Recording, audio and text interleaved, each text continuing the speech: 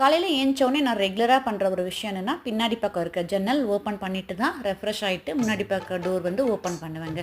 எனக்கு பின்னாடி வாசல்லாம் கிடையாது. அதனால் ஜன்னல் ஓப்பன் பண்ணிவிட்டு நல்லா ரெஃப்ரெஷ் ஆகிட்டு அதுக்கப்புறம் ஃப்ரண்ட் டோர் ஓப்பன் பண்ணிவிட்டு கோலம் போடுறது எல்லாமே.